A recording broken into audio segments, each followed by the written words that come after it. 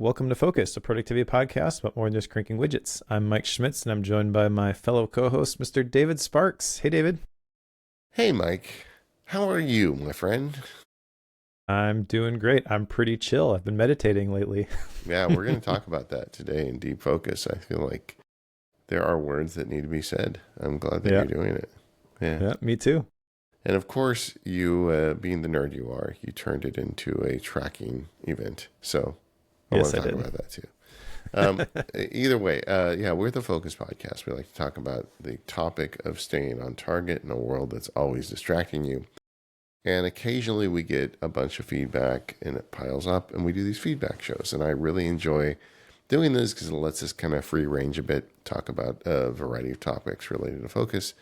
And it also lets us kind of showcase our brilliant listeners. We got a lot of great questions this time. So I think without further ado, Mike, we should just dig in. Let's do it. From James, we did a show on burnout just recently and got a bunch of feedback on that. James said, how do you tell the difference between legitimate burnout and just a bad week?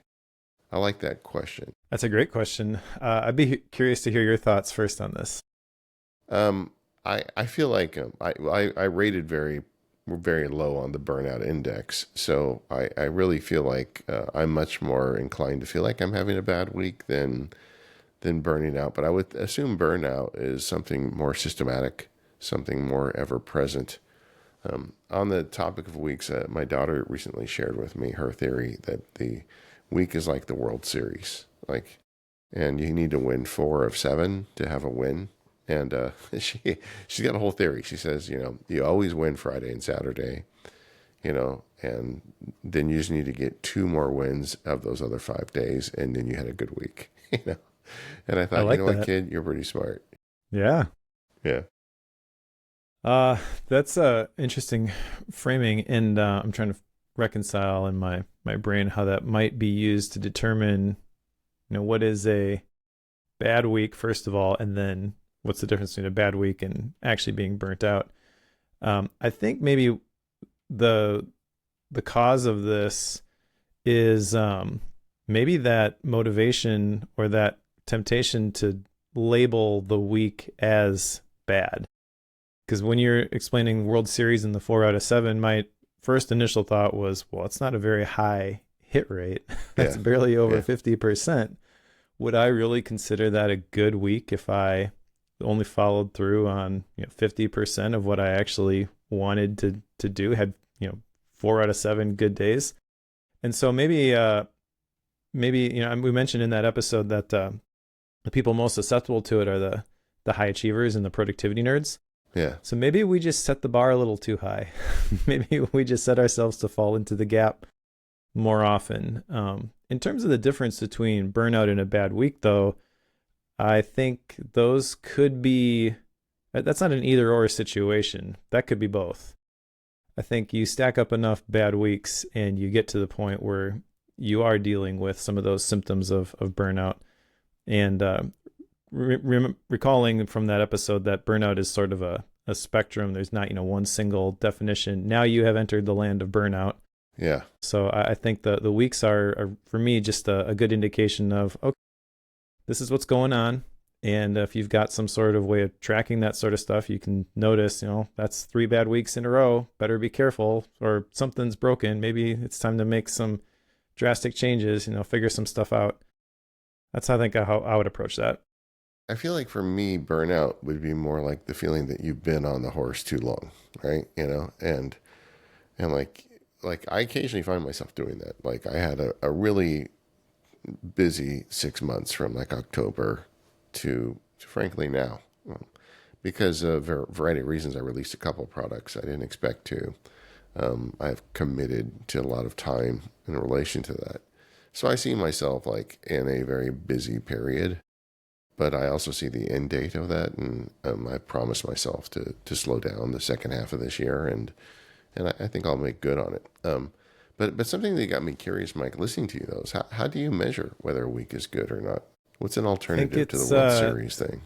I think it's ultimately just the regular act of reflection. I think that's going to come back in another one of these questions, but I don't have a formal quantified way of measuring the week was good or bad, but the regular reflection of, okay, so what actually happened and what am I going to do about this?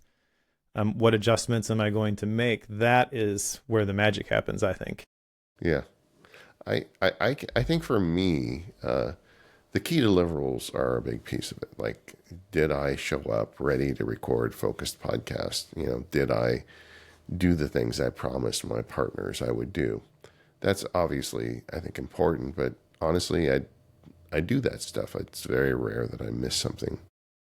But I think for me, as I do the weekly reflection, something I'm always paying close attention is what I call my non-negotiables. Like, did I regularly get time with my in the shop or with my plants? Or did I read and reflect every day? Did I meditate? Did I exercise? Like those things, in fact, those things I talked about as my antidotes to burnout in that show, to me are a key metric as to whether the week was good. If I get through a week and I'm like, well, I hit all the deliverables, but I didn't spend any time in the shop, in my guts, that's not a good week. That shouldn't have happened. So that's kind of how I measure it, when I think about it. And I think that's great. I when I reviewed that episode before publishing it, I was kind of struck by there's some really good stuff in here. I love all my podcast children equally, but I might love that one more than the others. That one was really good. So if you've skipped that episode, I don't really deal with burnout. I think that might be one of our best ones, and I would encourage people to go back and listen to it. All right, you heard it, gang. You need to go. You got homework now. More on burnout from Lynn. Is there such a thing as burning out on a hobby? And what do you do when that thing that used to recharge you stops working? This is a great question. And I think it is possible to burn out on a hobby, but the definition of burnout here maybe is a little bit different than we would apply the broader definition of burnout. I would define a burnt out hobby as something that's not bringing you joy anymore. And it's easy for it to slip into that, I think, if you at all try to monetize your hobby. Yes. I remember when we had a story on that. Yeah. Yeah. I remember when we had Mike Hurley on the show, and he was talking about his interest in fountain pens, and then he ends up doing the Pen Addict podcast. And the term he used to go from a hobby to something you make money from was a jobby. And that really stuck with me. You need to have some hobbies, not jobbies. Like, it's fine to do things that you like and get paid for them. I mean, that's essentially what I'm doing with the PKM stuff. We're independent creators. So through one lens, that's exactly what we do. But also, it does change the relationship with the thing. You're now trying to create content on a regular basis about this thing, and you kind of lose this whole idea of, I'm just going to play with this and I'm going to have fun with it, and I'm going to see where it goes. I'm working on a newsletter right now. It'll be out by the time this goes public, on the amateur advantage, and it's kind of inspired by the Rick Rubin quote, playing to some people play to win, some people play to play. And playing to play is like you just having fun with it. And it kind of ties back to the word amateur, which the root of that literally means love or lover. So we think of amateur as, well, you're not good enough to get paid for it, you're not making any money from it. Really, amateur is just someone who does it because they love to do it. And the minute that you start taking money for it, it changes the relationship with the thing. Yeah, I mean, you see this constantly. My own personal experience with this was years ago, because I love woodworking and making things. A couple friends asked me to build some cabinets for them, and almost immediately I realized that I hated that. Being on a clock, having them want me to do things that I thought were dumb with the design. But they're the customer, and I realized, boy, this will never be something I could do to make a living. Like, if things like went upside down in my life, I thought, oh, I'll just be a cabinet man. I think I'd probably be terrible at it, because it just sucked the joy out of it. And it was remarkable. Once I delivered those and I said, I'll never do that again, I went back to making stuff and I loved it again. It was really that simple. And I think that's something a lot of people see. But I also think it's possible to burn out on a hobby with expertise. I think for a lot of people, hobbies are the way that you get to expand your brain, really build that gray matter. And when you pick up a hobby, there's just so much to learn. I feel like that with my hobbies, the woodworking, the bonsai. I'm not an expert at that stuff. So every time I do it, I'm like expanding. And I know people that get into a hobby so hard that they kind of graduate out of it and then they kind of lose interest in it. And that's it really depends how you're wired up, but I think that's another way you can burn out on a hobby. Yeah, I think the important thing for me with a hobby is I don't have an end state I'm trying to reach. Yeah. I'm not trying to achieve a goal or a certain level of mastery or proficiency in the thing. If that is the goal, I think that's the situation that you're describing there, where you get to the pinnacle of the thing, or at least the pinnacle in your mind of what excellence in this area looks like, and then you're like, oh, that's kind of disappointing. You gotta love the journey. Yeah, exactly. Exactly. From Jason, you talked about burnout, but what about the guilt that comes with slowing down? How do you manage that? That was a great question. I was thinking we probably should have covered that during the episode, but if you're recognizing burnout in you, the thing you have to do is slow down. But a lot of us are wired to feel guilty about the act that heals us. It's a very vicious cycle. Yeah, I was actually talking to somebody about this just the other day. Um, they're trying to get something off the ground, and it's one of those things where you can only do so much. And so he was kind of in this situation where he's spending 4 hours a day building this thing, but then like basically after 12 or 1 o'clock Eastern time, uh, it's not, whatever effort he puts into that is not going to help move the thing forward anymore. So it's not, a full 40-hour a week job. And he's trying to figure out, what do I do? Because this thing isn't off the ground yet. He believes that he's supposed to be doing this, and he's seeing growth that's coming from it, but he's got this identity that he's created as, I am the provider for my family and all of these things, these expectations, which a lot of them, when you have the conversations with your significant other, you can kind of work through that, and we'll piece this together from over here and over here. But without identifying that, he's got this vacuum of time, and he was telling me that he just feels so guilty when he's not working on this thing. And so it's a lot like what we do. We can do it from anywhere, virtual on a computer. He's trying to get into like day trading and stuff. So like the markets, after a certain point, they're not doing anything else. You got to wait till tomorrow. And Yeah.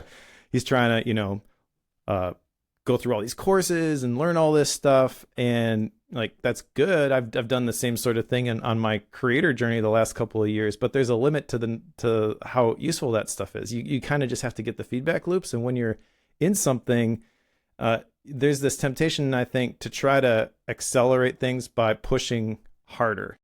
And I think when you push harder and you don't see those immediate results, that's where the guilt comes from, right here. Number one, I don't know what I don't know. There's something I'm missing. I just need to push harder and figure it out. And the minute that you take your foot off the gas at all, it's like, what are you doing? Don't you know you gotta figure this out? But sometimes the best thing that you can do is just slow down. So I don't know that this actually ever goes away. If I were to give somebody advice about like, what do you do with this? Recognize that it is going to be there, and then identify the things that you can actually do that are going to move the needle. And you're just going to have to fight back against it and be like, you know what? I'm not going to be pushing right now, and whatever pockets of time you identify that and say that is going to be okay. And my theory, I guess, is even though I'm really bad at this myself, like this question resonates because I'm in the middle of fighting the same thing. You have to get okay with things not being perfect. Yeah. I mean, I think there's a lot of elements to this question. One big one is, the whole saying no challenge. Like when he used the word guilty, that implies like, what are you guilty towards? Probably other people. Like you're saying, I'm not doing something that they want me to do. And we've talked about this extensively because I think a key to being focused in your life is saying no to a lot of things. And that includes other people. And it's just something you selfishly have to work on if you want to live your best life. I think another piece of this is kind of that that knowledge guilt that Mike is talking about, that like you want to do something right, like you want to do everything, and you get this self-image of yourself that, hey, I'm the guy who answers all the email, who reads all the books, who knows all the stuff, and I have to keep up with that if I am to maintain my self-image. And I think that can get in the way. I think fundamentally you need to understand that when you give yourself margin, you're actually making yourself better.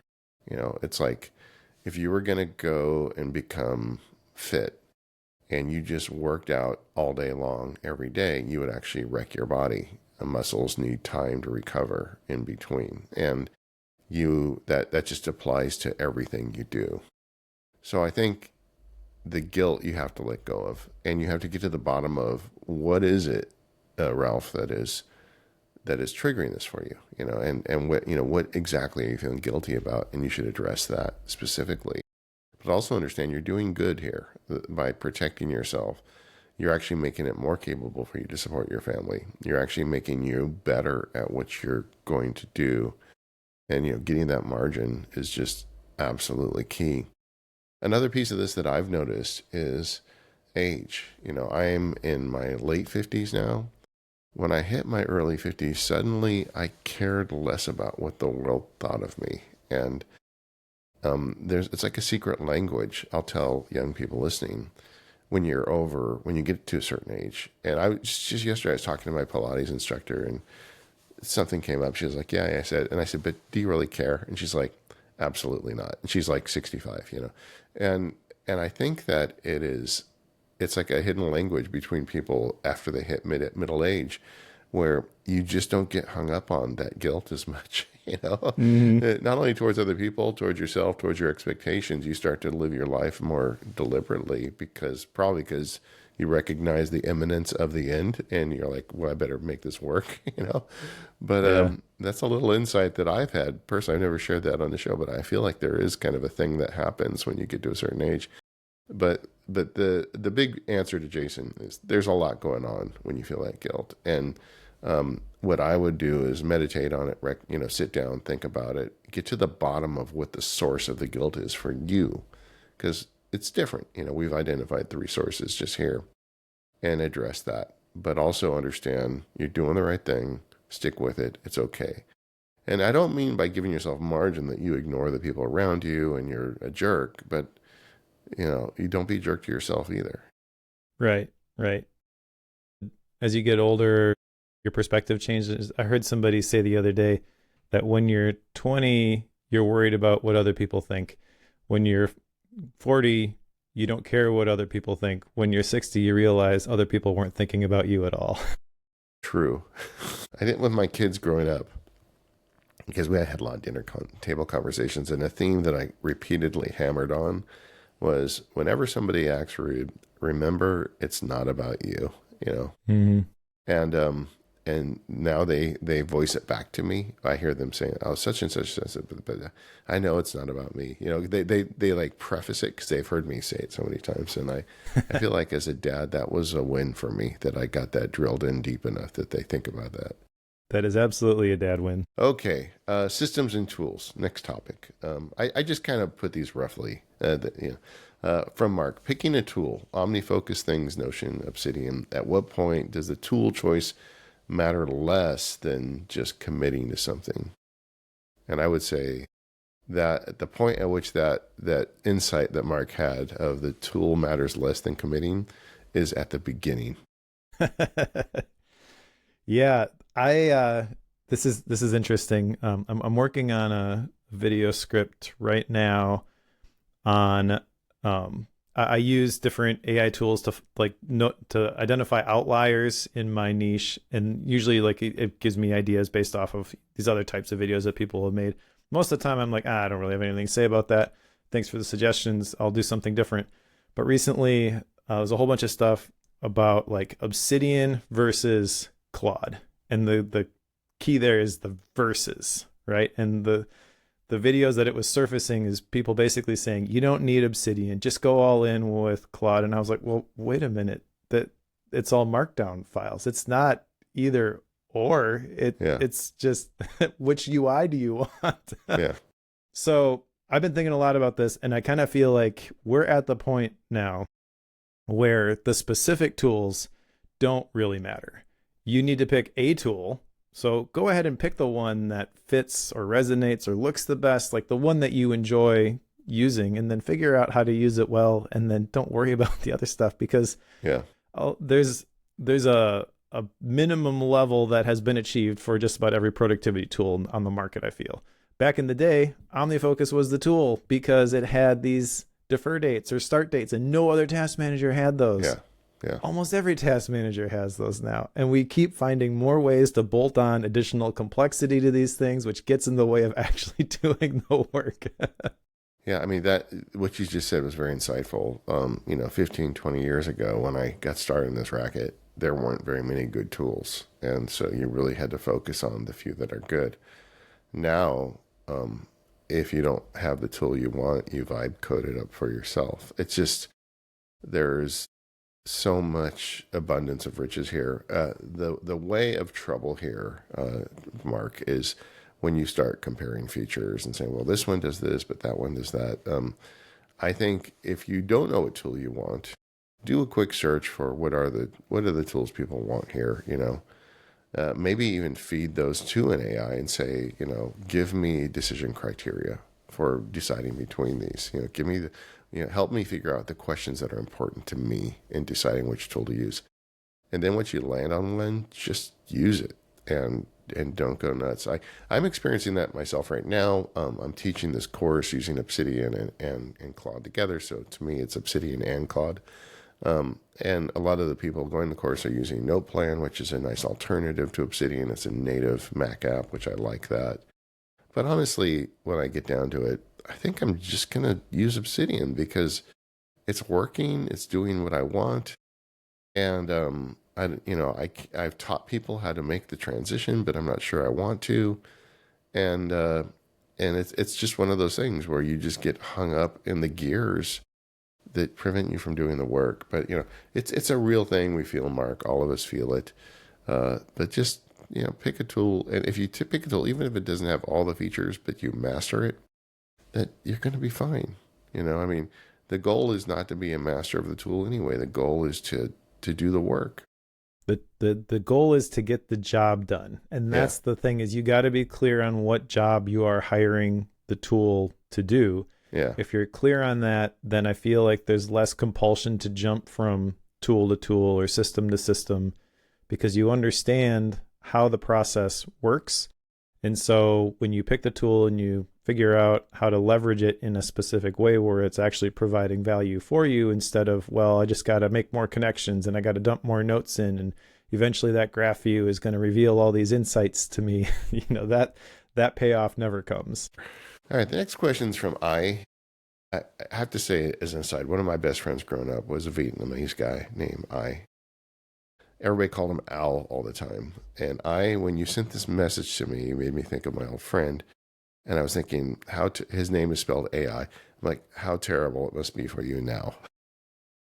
It used to be Al, but now your name is AI. Anyway, sorry. I'm guessing I is Vietnamese as well. I keep building elaborate productivity systems and then abandoning them. What's the minimum viable system that actually sticks? That is specific to you, It depends on you. But my guess is it's a lot less than you think it is. Yeah, that's a interesting question. And it is probably a little bit subjective, but I think in terms of a spectrum here, the minimum viable system could be a note card where you write down the 3 things you're going to do every day. Yep, I got mine too. You really don't need more than that. All the other stuff is in support of that list right there. Yeah. I don't want to go down the analog rabbit hole right now, but there is something very satisfying in this digital age of writing down a few things on a piece of paper and working from that through the day. What I would say, seriously though, I do think a lot of us build systems that are more complex than we need them to be. And we probably, Mike and I probably bear some guilt here because we teach about this stuff and we're like, well, Mike has a special way to track this in Obsidian. I need that too. And like, you just start like building on and on. And before you know it, you've got a system that you spend time managing as opposed to doing the work.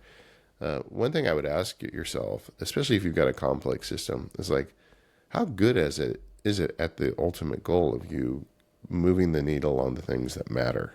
You know, when you get to the end of the week, think about that question.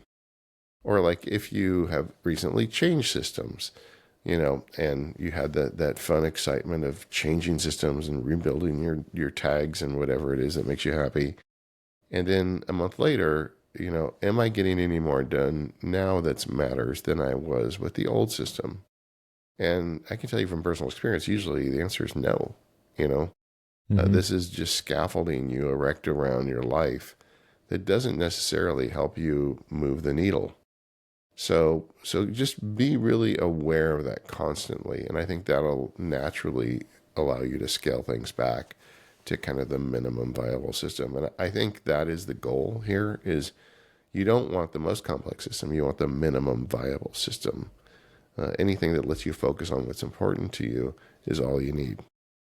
What do you think are the components of a minimal viable system? I've just been thinking through this a little bit. I think it's probably a couple of pieces. I mean, you can have offshoots of like the three main things, but in terms of productivity, getting done the things that really matter, you've got some sort of planning where you figure out what you want to do. You've got the step where you actually do the work, and then you've got some sort of reflection to close the loop and figure out what changes you want to make for next time, right? That's basically it. Yeah, but I also think practically you need a calendar of True. some Yep. sort. You need a place to write down notes about what you're doing. You need a place to keep a list of things you're working on, which is the scaffolding around those big questions that you just answered. Like if you have a plan, how do you keep track of it? It doesn't need to be fancy, but you need to have something to make it real. I think just carrying that stuff around in your head isn't enough. You won't follow through. True. Yeah, you're right. You do have to have some tools that are going to support that process. Although the complexity of those tools and the number of them is probably far less than you would you would think. Even Yeah, a calendar, I feel like that's necessary because on some level we've got too much going on. Our ancestors didn't have to worry about going to the meeting at the at the yeah, place. They yeah, just, oh, it's time to go harvest the crops. yeah. Or even like, my grandfather he worked in a coal mine and then a shoe factory. So it's time to go to work, and then he came home. He Yep. didn't have to manage a calendar or a task list. He just went and made shoes. I think though that the point Mike makes is a good one, is that, the system really is surfacing what's important and finding a way to do it. And the tools that we all love to fetishize are just support roles to that. And at the end of the day, you've got to be working on the important stuff and have the tools that make that possible, but no more. Yeah, they are not the main character in this story. You are. I really think, just to go down a rabbit hole here, as I continue to work with this robot assistant stuff, that is dramatically changing for us anyway. I don't think the general population is aware of it yet, but we are very close to what I'm calling the Star Trek moment, where you just talk to the computer, it manages your calendar, your task, it just does that stuff for you. We're abstracting the tools out of the human management and putting them in the AI management. And honestly, it's already there for me. I like, I just, I have a thing called today's menu that the robot generates for me at 6 a.m. every day. And it has a list of the things I need to do that day, and it's got a list of available tasks. I call it a menu because I choose from it. I don't let it dictate to me. But that has kind of become the system, I'm holding up air quotes, that I use now. And like, I don't go into apps and fiddle around with start dates and all that. The robot puts this list in front of me. I write a few of them down on a note card and I get to work. And I just think that is the way this is going to be for everybody in the not too distant future. This is the way. This is the way. Are you going to go see that movie? The new I don't know. Mandalorian? I mean, I would love to, but we're in the middle of the busiest season we've ever had with Okay. musicals and choir concerts and end of Yeah. year stuff. So I've been kind of down on Star Wars the last few years, and but I watched the John Favreau interview and I got excited, so we're gonna go see it, and I'm looking forward to it. As a totally unrelated note there, huh? Okay. From Ralph, how often do you revisit and prune your task manager? I feel like mine has become a graveyard. How do you do that, Mike? very well. So I think I recognize the same thing that Ralph is recognizing in his task list, which is why I almost never capture tasks to my true task management system anymore. I have creative projects. So if I'm going to write an article, I'm going to put that as its own note in Obsidian and track it in a Kanban board, but it's not my task manager per se. And then the other, like, I guess they're one-offs, but they're really like repetitive tasks, like publish focused. That happens every other Tuesday. That exists in Do, so that I get the recurring reminders. And there's a couple of those that happen on a regular basis, just so I don't forget to do the things. But they're pretty much all scheduled. I guess the things that I typically would have assigned firm due dates to, I kind of let those go. Like a lot of the video projects and things, they're done when they're done. You know, when I feel good about the video is when I actually ship it, and that's probably most of the task type stuff that I work on. That's not part of a regular whirlwind, like the podcast stuff. So I don't know that I'm a great person to follow here. But I think the principle that I've kind of leaned into, we sort of talked about the last question. I want enough structure there to help me focus on the things that need to get done at the specific times, and then nothing else additional. And so I recognize that that means I don't capture a whole lot of those one-off tasks into my task manager anymore. I don't know. I Yeah, guess I'm a bit of a weirdo that way. no, and you and I, we lived charmed lives. I used to be a trial lawyer, and I know exactly what Ralph is talking about here. And I had a lot of tasks. I have a lot fewer now. The new system I've built out with robot help is there's three categories. There's bench, shelf, and idea. That's it. And so I call them ideas because I may never do them. And then if I'm actually thinking I might do it, it goes on the shelf. And if I'm going to do it today, it goes on the bench. But one of the things I've done, this just to get back to my point earlier, is when I do the monthly review, I have the robot nominate old tasks for deletion, and just say, okay, give me a list of things that you think I should probably delete. And it'll say, well, this one's been around a long time. This is no longer relevant. It's just like having a little assistant, And I am very liberal with those deletions every month. So my task list is smaller than it's ever been. But also, I have a lot of automated stuff as well. Like, there's a whole process we do after we finish this show, and I'm responsible for the YouTube stuff. So, like, I don't have any of that stuff as a task. I just, know that every Friday afternoon I do the video processing for the Focus podcast, and so it's kind of autopilot kind of stuff. So yeah, I'm careful about that. But to get to Ralph's bigger point is, if you feel uncomfortable deleting them, you can put them in some kind of stasis. Make a status called stasis and just put them there, and then but give yourself permission at some point to delete them. I used to joke with Ken Case at OmniFocus that if a user defers a task 5 times, we should have the option that it just goes to the trash at that point. Which of course doesn't make sense, but kind of does. And using the robot assistant, I've actually kind of implemented that, where it's like, okay, I was just talking to somebody in one of the labs meetups recently, and she made a rule with her robot that 30 days after she creates a task, if she doesn't do it, it just automatically deletes it. And I said, well, has anything fallen through the cracks? She's like, no, if I don't do it in 30 days, I'm just never going to do it. And I thought that was very mature. That's the thing, like recognizing when things fall through the cracks. I think that's the the FOMO that's underlying that pressure. Well, I got to go in and I got to review all this stuff because I want to make sure nothing falls through the cracks.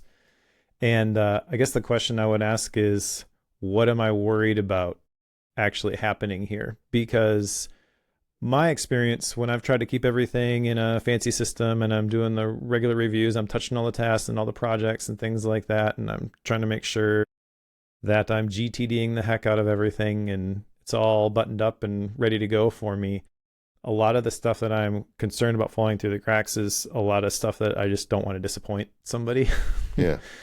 And a lot of those types of things for me typically would come through messages or email, and I would take the time to create the link to the message so I get to it easily, create the task in OmniFocus and put all the dates, the tags, the context, all that kind of stuff with it.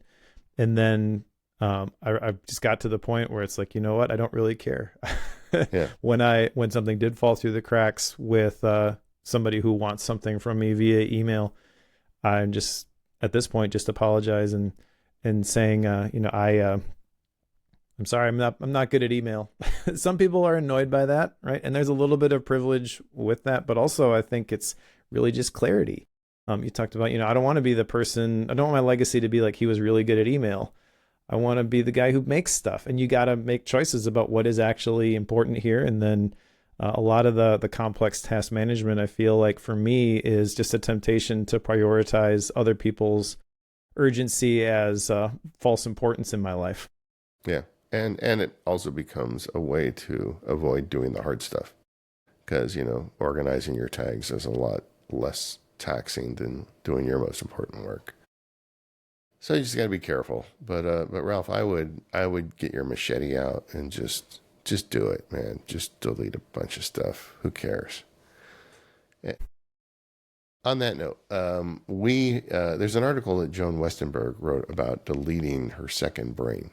She had 10,000 notes saved, and she talks about this article. We'll link it in the notes. It's a Medium post. How she got this sense of relief by just getting out from under all of that digital detritus she had built up. And I got thinking, we got to talk with this. I got to get Mike on the line. We got to know what he thinks about this. Yeah. So this is a Medium article, and it has been making the rounds recently. I've heard about this multiple places. I actually think this is an important point, and she's hitting on something that a lot of people who practice personal knowledge management, PKM, whether they use Obsidian or Craft or Notion or Roam or whatever, they feel exactly what she is describing here. So there's this unfulfilled promise of PKM, is what I call it, where you capture the notes, you create the links, and you expect that by doing that, you're going to have this tool for thought that is going to just all of a sudden create all this additional insight and revelation into what you have captured. And that doesn't happen. And people get frustrated. People get disillusioned with the whole process, and they want to just chuck it. So Joan actually chucked it. On the one hand, what she's saying in this article, erased 10,000 notes, 7 years of ideas, every thought I tried to save. Those thoughts and those ideas, those are actually the seeds of the things that you ultimately need to do. So there's parallel with this to the task management question we were talking about earlier. I feel like we tell ourselves we can't just chuck all that stuff. There's some important stuff in there. Use this article if for nothing else as evidence that all that stuff that you think is really precious, it really isn't all that you think it is. And I love my Obsidian vault and the notes that I've collected there, but I don't worship those things. I don't assume that the fact that I have these in a specific place and organized a specific way is going to unlock things. There's another thing I think here at play. So if you scroll down to the bottom of this page, and the recommendations for me, this is more from Joan Westenberg. On October 29th, she's got an article that says why you should write every day, even if you're not a writer. So these two things are connected in my opinion. the notes and the ideas in Obsidian or in whatever your second brain tool happens to be, that's great. And you can surf through those and find connections and things like that.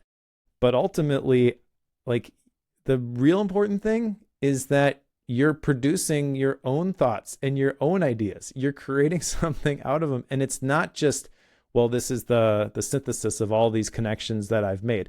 You could completely get rid of your second brain like Joan did, and then just get into a regular writing habit and probably get 98% of the benefit that your second brain is currently giving you without any of the maintenance. Yeah. So I don't know, that's it in a nutshell. I can go further with that, but Yeah, I have thousands of notes as well that I've collected, and I look at them as a resource. I don't really think of them as a second brain. Maybe that's part of the reason why I'm not as hung up on this. But like, if I want to work on something, I'm like, oh, what do I have on this already? I find that useful. But also, I think the act of creation is the most important. The most important yes. notes for me are I've been calling it lately my Enchiridion. It's a thing, right? But it's just kind of my thoughts on different things of honesty or, priority values, all sorts of judgments and things that are important to me. But the act of creation of them was the pivotal moment. It wasn't the ability to go back and read them. I'm also reminded of my day one database that has now 6,100 journal entries. And I don't go back and read them all, but the act of writing them helped me clarify in the moment what was important to me. And it makes me, I think, more focused as a person on what's important. So I find the process of creation is absolutely instrumental. And when we talked about this on Mac Power Users, Stephen asked me, well, what if it just got deleted? You woke up one day and it was all gone. Would you be upset? I mean, I think I'd be a little disappointed because I think there's probably some good ideas in there that I might forget. Mm-hmm. But honestly, I would just start doing the same thing again. I wouldn't stop because this stuff is useful to me. And I also don't think about it as a corpus the way a lot of people do, like Joan does, frankly. Right. I don't think about it like this weight of thousands of notes that I'm carrying. I don't think of it that way. It's just, like I said, it's a resource. And I'm really, of course, as keeps coming out in the show, I'm really sold on the idea of using a language model to help me manage that stuff. To go through and say, hey, what's a good idea I wrote about, 5 years ago that I should probably update, and it does a pretty good job of finding that stuff. And it's because I have this corpus that it can find that and it knows what's important to me. So I find it as a useful piece of luggage, but I don't carry it on my back. Yes, exactly. And then kind of tied to, again, the conversation about the task management, there's a line in here which is really important. It says the act of deletion is a reassertion of agency. So what she's saying here is by throwing out all of those notes and ideas, she's taking agency over her creative process. And that's one way to do it. But I think there's another way to do it where you're just not so worried about, do I know exactly where everything is and exactly how everything connects?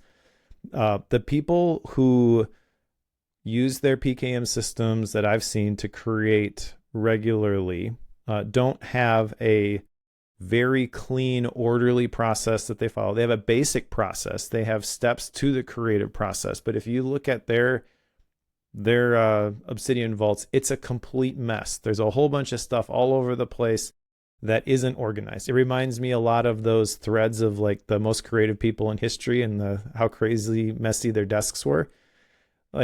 And that's not to say they were creative because it's a mess, but they get so focused on the thing that they are making that they don't really care if everything gets put back exactly where it was while they're in the moment creating the thing. You can go back later, you can clean that stuff up if you want. And if you never get to it in terms of your digital files, I would actually argue don't worry about it because if you really want to go dig in and find something later, you can use Claude or you can use any of those other search tools to surface that stuff for you.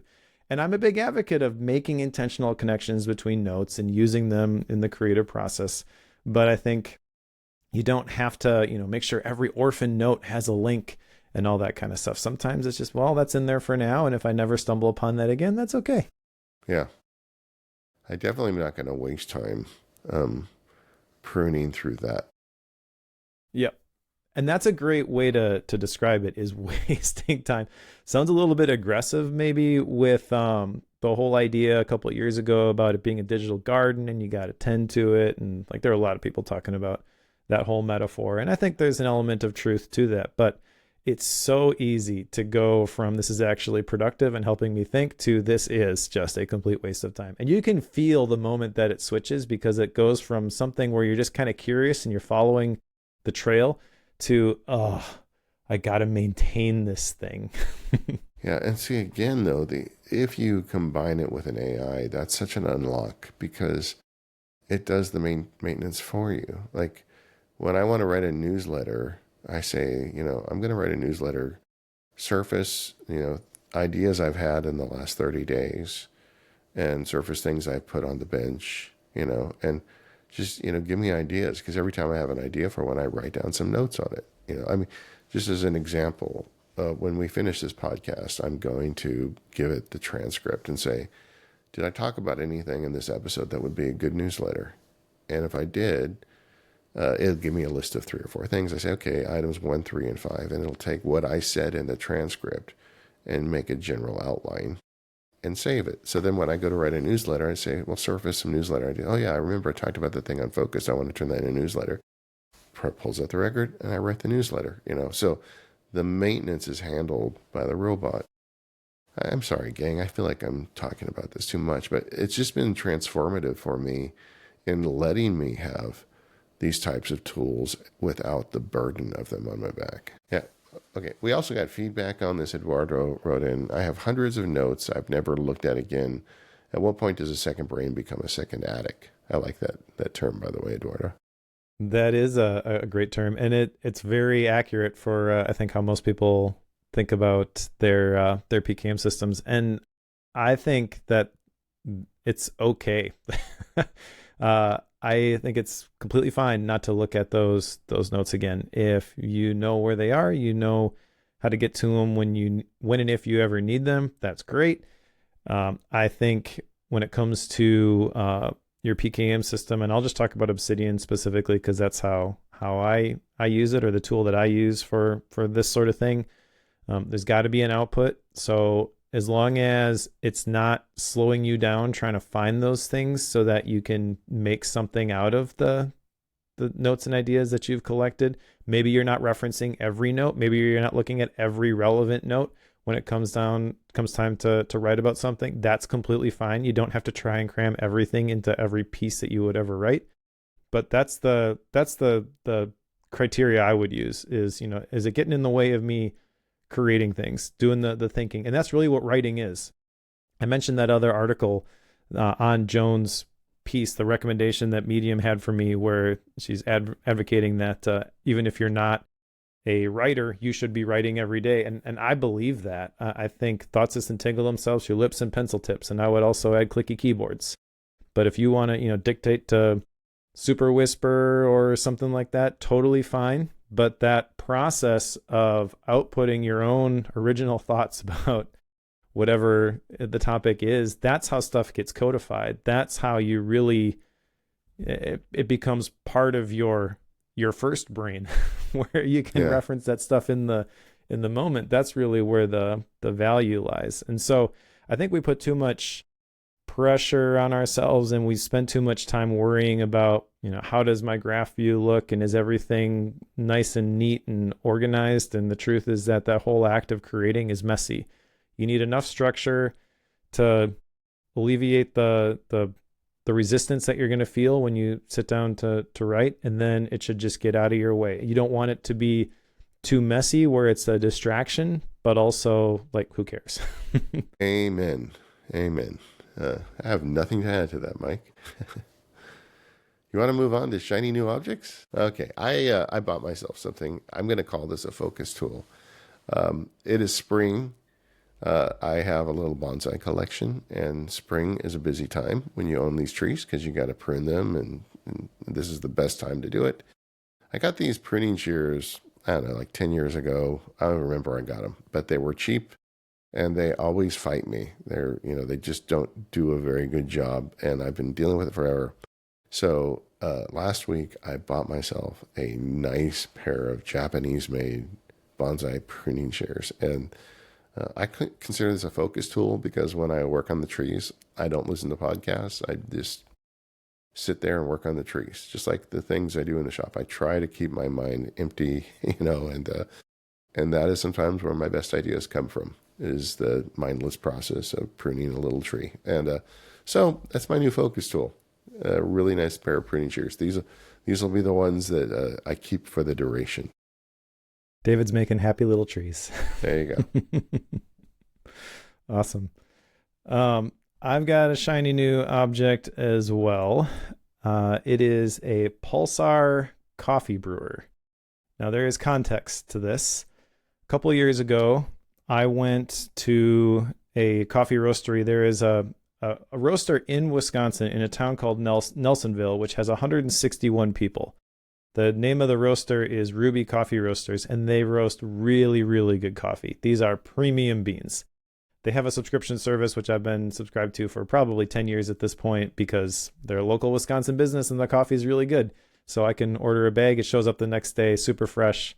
It's great. I actually went on a roastery tour a couple of years ago, and the guy who started it was on the tour. And Toby and I were there, and we're the only like real coffee snobs on this tour. Everybody else is like, yeah, I like Starbucks. And so like the owner, he's kind of like going through the motions. He's like, I got to be here, but this kills me a little bit inside. Yeah, yeah. Talking to people about their pumpkin spice lattes. And then I asked him, like, what's your favorite brew method? And his eyes light up, right? Because he just showed us, the Chemex, the V60, like all the standard like pour over type stuff. And he's like, oh, I've got this new one that I've been playing with. It's a combination of this guy who is really into coffee and then like a physicist, and they put together this thing, and it's gives you all this crazy control over the pour over process. And this was the thing that he was talking about, was this Pulsar coffee brewer. So I just picked up one of these, and it's kind of this crazy contraption where it's like a little plastic container with the dripper hole, but you can actually close that. There's a little valve, so you can close it completely. And then there's like a little shower screen above it. So what that does, when you pour water into it, it diffuses the water so you don't like pour hard into a specific spot. So basically you can control every bit of the process with this. And there's a whole bunch of like crazy recipes if you want to try some really wacky stuff. But yeah, if you are a coffee nerd like I am, this would be a fun toy to pick up. And it's not super expensive. I think it's like $60. Nice. Yeah, I just never got into coffee, so I have dodged that bullet. All right. So, Mike, what are you reading? Well, we just finished a book by Bill Burnett and Dave Evans. I'm curious, do you know who either of those guys are? Bill Burnett, is he an actor, like a comedian? No, this is a little bit of an unfair question. I put you on the spot, but I believe Bill Burnett, maybe it's the other guy, because they write as like one voice. It's hard to tell who's talking a lot of times. So one of them is a person from Apple who helped design the first mouse. Oh, okay. And so together they started the Stanford Design Lab. Gotcha.